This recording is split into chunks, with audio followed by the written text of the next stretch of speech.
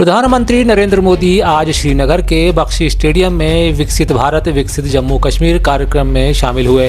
इस दौरान प्रधानमंत्री ने 6,400 करोड़ की 52 विकास परियोजनाओं का शुभारंभ व लोकार्पण किया और जनसभा को संबोधित किया। अनुच्छेद 370 के प्रावधानों को हटाने के बाद पहली बार प्रधानमंत्री मोदी कश्मीर दौरे पर हैं। प्रधानमंत्री ने कहा कि जम्मू कश्मीर विकास की नई ऊंचाइयों को छू रहा है, क्योंकि जम्मू कश्मीर आज खुलकर सांस ले रहा है। बंदिशों से यह आज़ादी आर्टिकल 370 हटने के बाद आई है। दशकों तक सियासी फायदे के लिए कांग्रेस और उसके साथियों ने 370 के नाम पर जम्मू कश्मीर के लोगों को गुमराह किया, देश को गुमराह किया। 370 से फायदा जम्मू कश्मीर को था या कुछ राजनीतिक परिवार ही इसका लाभ उठा रहे थे। साथियों, अभी मनोज सिन्हा जी का भाषण हम सब ने सुना। उन्होंने इतनी बढ़िया तरीके से बातों को रखा, विकास की बातों के इतने विस्तार से समझाया। शायद उनके भाषण के बाद किसी के भाषण की जरूरत नहीं थी, लेकिन आपका प्यार, आपकी इतनी बड़ी तादाद में आना, लाखों लोगों का जुड़ना, आपके इस प्यार से मैं जितना खुश हूं उतना ही कृतज्ञ भी हूं।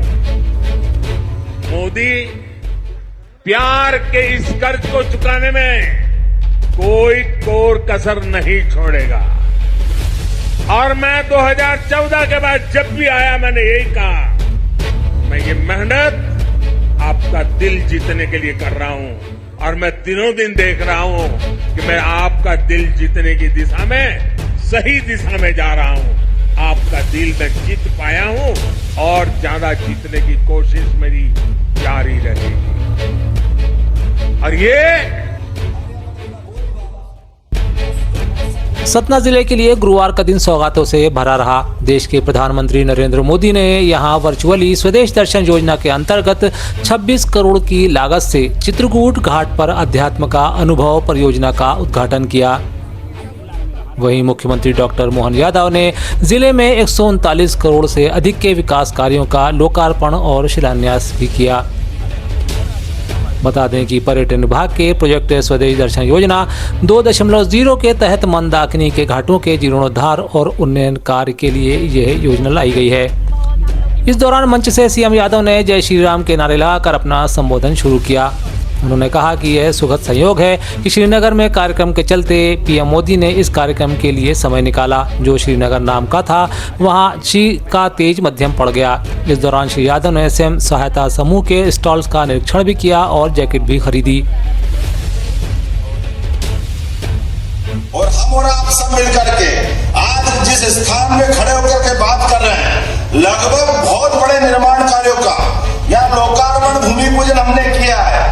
इसी आधार पर भविष्य के अंदर लगभग 27 करोड़ की लागत से चित्रकूट के भरत घाट, विश्राम घाट और राघव प्रयाग घाट का विकास और कायाकल्प किया जाएगा। अपनी सरकार ने अभियान भूमि पूजन किया है।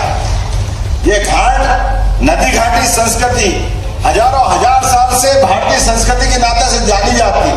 हम अगर इनको पुष्पित पल्लवित नहीं करेंगे, हम इनकी चिंता नहीं करेंगे तो कौन करेगा। आज के अवसर पर यहाँ पर इसी के माध्यम से जैसे घाट बने तो लगभग 200 से ज्यादा केवट परिवारों को भी लाभ मिलेगा। जब घाट बनते तो घाट के कई कारण होते हैं, हम सब जानते हैं। यही इसी स्थान पर लोकसभा चुनाव को लेकर पूर्व सीएम उमा भारती के चुनाव लड़ने को लेकर काफी समय से अटकलों का बाजार गर्म था। अब ऐसे में उनका बयान सामने आया है, जिसमें वे 2 साल तक चुनाव नहीं लड़ने की बात कहती दिखाई देती हैं। भोपाल में पूर्व सीएम ने कहा कि उन्होंने राम मंदिर की प्राण प्रतिष्ठा के दिन ही 2 साल तक चुनाव न लड़ने का प्रण लिया था। उन्होंने कहा कि इस संबंध में उन्होंने बीजेपी अध्यक्ष जेपी नड्डा को खत लिखकर सूचना भी दी थी। उन्होंने कहा कि वे गंगा नदी के लिए काम करना चाहती हैं। उन्होंने स्पष्ट किया कि जहां पार्टी चाहेगी वहां प्रचार करूंगी। साथ ही उन्होंने कहा कि आखिरी सांस तक राजनीति भी जारी रहेगी।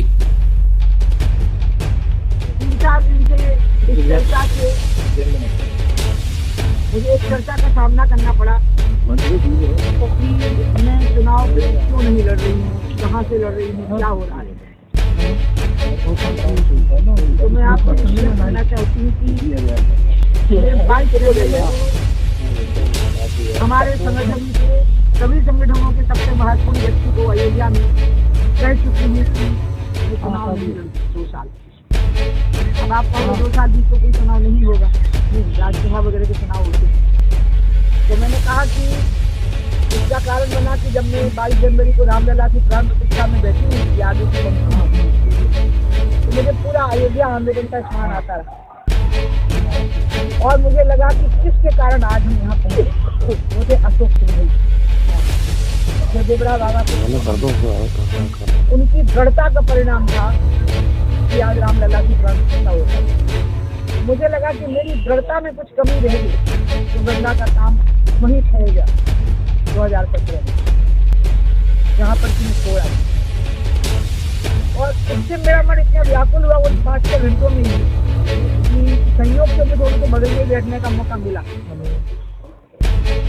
मैंने उनको कहा कि भाई साहब मैं अभी चुनाव अगर लड़ी तो संसदीय क्षेत्र की जिम्मेवारी का निर्वहन और उसके साथ गंगा का कार्य गंभीर नहीं होता है। मुझे 2 साल के लिए पूरी स्वतंत्रता चाहिए। मैं अपने आप को झोंक दूंगी बिल्कुल गंगा के कार्य को पूर्ण करने के लिए। कांग्रेस की भारत जोड़ो न्याय यात्रा आज राजस्थान के बांसवाड़ा पहुंची। यहां राहुल गांधी ने जनसभा के दौरान एक बार फिर कांग्रेस की उपलब्धियों को गिनाते हुए कई नई घोषणाएं की। उन्होंने कहा कि हम मनरेगा लाए थे जिससे लाखों लोगों का फायदा हुआ, हमने रोजगार का अधिकार दिया था। वैसे ही अब भारत के सभी युवाओं को अप्रेंटिसशिप का अधिकार देने जा रहे हैं। उन्होंने घोषणा करते हुए कहा कि यह हर ग्रेजुएट और डिप्लोमा होल्डर को मिलेगा। कॉलेज के तुरंत बाद हर युवा को 1 साल के लिए अप्रेंटिसशिप देगा और उसे 1 लाख रुपए भी दिए जाएंगे। साथ ही उन्होंने भर्ती भरोसा के अंतर्गत 30 लाख सरकारी नौकरियां देने, डिप्लोमा धारकों को 1 साल के लिए 1 लाख रुपए या कॉलेज ग्रेजुएट या प्लेसमेंट करने, पेपर लीक से मुक्ति दिलाने का कानून बनाने जैसे वादों को पूरा करने की बात भी कही। काम होगा कि 90% को 30 लाख सरकारी नौकरियां हम दे दें।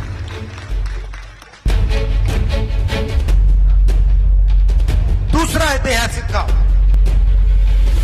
हम मनरेगा प्रोग्राम लाएंगे। रोजगार का अधिकार, लाखों लोगों को फायदा हुआ, अधिकार दिया। वैसे ही हम हिंदुस्तान के युवाओं को, सब युवाओं को अप्रेंटिसशिप का अधिकार देने जा रहे हैं और ये अधिकार हर ग्रेजुएट, हर डिप्लोमा होल्डर को मिलेगा। अधिकार क्या है कि कॉलेज, यूनिवर्सिटी, डिप्लोमा के एकदम बाद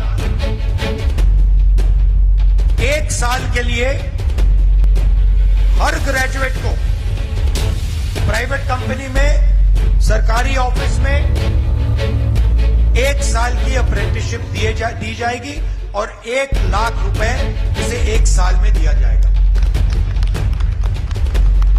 और ये हर ग्रेजुएट के लिए किया जा रहा है। ये जो लाखों लोग कह रहे हैं कि हम बेरोजगार हैं,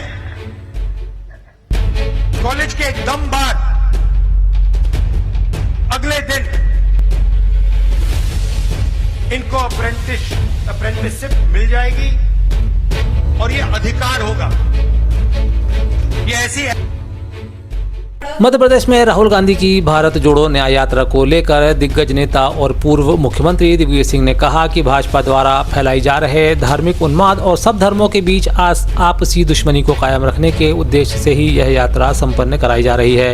इस दौरान उन्होंने यात्रा को मध्य प्रदेश सहित समस्त भारत में नफरत के खिलाफ मोहब्बत का पैगाम पहुंचाने वाला बताया है। मध्य प्रदेश के अंदर रही, आप रहे पूरे टाइम राहुल गांधी के साथ, क्या सेंस मिला आपको? लोकसभा इलेक्शंस भी आ रहे हैं, उसमें कोई फायदा भी होगा? पहली बात तो यह है कि भारत जोड़ो न्याय यात्रा कोई ये लोकसभा के चुनाव की यात्रा नहीं है। इस देश में जो भारतीय जनता पार्टी ने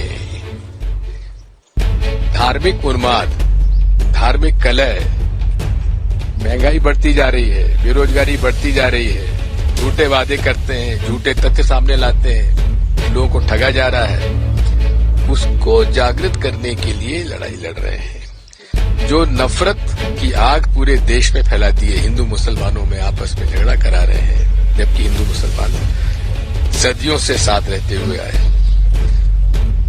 उसका उन्होंने कन्याकुमारी से लेकर कश्मीर तक की 4000 किलोमीटर की पैदल यात्रा की, लगभग 5.5 महीने, और उनका पूरा उद्देश्य था कि सब धर्मों का एक ही उद्देश्य होता है, इंसानियत, भलमनसात, सर्वधर्म संभाव, प्रेम, सद्भाव, सत्य, अहिंसा, यही तो धर्म हमारा है। तो इसलिए उनका था जोड़ो जोड़ो भारत जोड़ो, नफरत छोड़ो भारत जोड़ो, और नफरत के बाजार में मोहब्बत की दुकान खोलो। मध्य प्रदेश के नेता प्रतिपक्ष उमंग सिंघार ने आज भाजपा पर निशाना साधते हुए भाजपा को वादा खिलाफी वाली पार्टी बताया है। सिंघार ने मंच से अपने संबोधन में कहा कि भाजपा ने जिस तरह नौकरी दिलाने के नाम पर युवाओं को ठगा, वह केवल जुमला साबित हुआ है। साथ ही उन्होंने आरएसएस के लोगों की नियुक्ति को लेकर भी कई खुलासे किए हैं।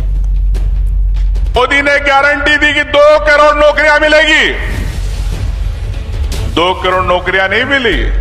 वो नौकरियां मिली तो जो आरएसएस के एजेंट थे, जीवन मित्र के रूप में अभी हाल पूरे मध्य प्रदेश के अंदर उनकी नियुक्ति की गई।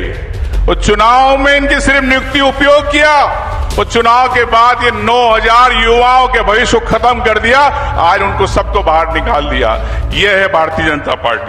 मोदी सरकार जो गारंटी देना चाहती है, जुमलेबाजी की गारंटी देती है, कभी किसानों की बात नहीं करती, किसानों के समर्थन मूल्य की बात नहीं करती। किसान सड़कों पर है, गोलियां खा रहा है, शहीद हो रहा है। बड़े व्यापारियों के गोडाउन आज पूरे मध्य प्रदेश के अंदर अडानी का गेहूं के वेयरहाउस बने रहते हैं, लेकिन किसान के आंसू पोंछने वाला राहुल जी मध्य प्रदेश में कभी मोदी जी ने गारंटी नहीं ली। ये मैं यहां के किसानों को कहना चाहता हूं। बैंकिंग संस्था एसबीआई द्वारा इलेक्टोरल बॉन्ड के दानदाताओं के नाम का खुलासा करने के लिए 7 मार्च तक का समय सुप्रीम कोर्ट द्वारा एसबीआई को दिया गया था। बावजूद इसके एसबीआई ने अब तक इसकी जानकारी सुप्रीम कोर्ट में जमा नहीं कराई है। अब इसे लेकर राजनीति शुरू हो गई है। कांग्रेस ने आज पटना में कोर्ट के आदेश के परिपालन में सूचना न देने को लेकर रैली निकाली और उग्र प्रदर्शन किया। इस दौरान प्रदर्शनकारियों ने आरोप लगाया कि भाजपा द्वारा चंदा उगाही के लिए किस से चंदा लिया गया, यह बताने में जानबूझकर देर की जा रही है। उन्होंने आरोप लगाया कि भाजपा को बचाने के लिए एसबीआई डाटा देने में आनाकानी कर रहा है।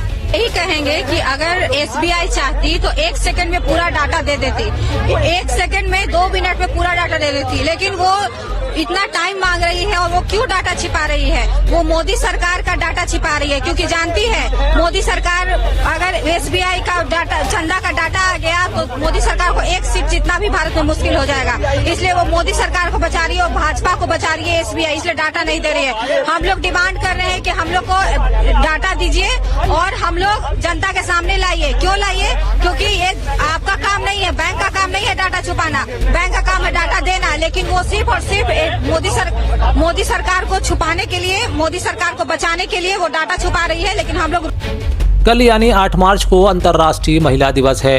इसे लेकर कांग्रेस ने भारतीय जनता पार्टी पर जोरदार हमला बोला है। महिला कांग्रेस की अध्यक्ष अलका लांबा ने कहा कि इस दिन देश की महामहिम राष्ट्रपति व प्रधानमंत्री अन्य लोग कल महिलाओं को बधाई देंगे। हालांकि मैंने देखा है कि देश में महिलाओं के खिलाफ अपराधों में वृद्धि हुई है। उन्होंने कहा कि आज देश की बेटियां व उनका परिवार डर और खौफ में जी रहा है। इस दौरान उन्होंने हाल ही की कई घटनाओं का जिक्र भी किया। कल 8 मार्च अंतर्राष्ट्रीय महिला दिवस है। देश भर में बधाई संदेश दिए जाएंगे। देश के प्रधानमंत्री, राष्ट्रपति, सभी लोग इस जश्न में बधाइयां देंगे और हम उस बधाइयों को स्वीकार भी करेंगे। पर भारतीय राष्ट्रीय महिला कांग्रेस की राष्ट्रीय अध्यक्ष के तौर पर 10 जनवरी को मैंने शपथ लिया। 60 दिन नहीं हुए अभी, लेकिन इन 60 दिनों में 20 राज्यों का मैंने दौरा किया है। इस 20 राज्यों में जहां मैं गई, वहां हमने अपनी प्रदेश कार्यकारिणियों की बैठक की और राज्य में महिलाओं से जुड़े मुद्दों पर बात की। हम लोगों ने इन 20 राज्यों में नारी न्याय सम्मेलन आयोजित किए। कहीं 2000, कहीं 5000, कन्याकुमारी में 10,000 महिलाएं इकट्ठी हुई। पूरे देश के अंदर जो पिछले 60 दिन और 20 राज्यों के दौरों से मुझे समझ आया, महिलाओं के प्रति अपराध में बढ़ोतरी हुई है। एक डर और एक खौफ में हमारी बेटियां, खास तौर से कहूंगी नाबालिग बेटियां और उनका परिवार जो न्याय की गुहार लगाकर अदालतों के चक्कर काट रहा है, वो डर और खौफ में है।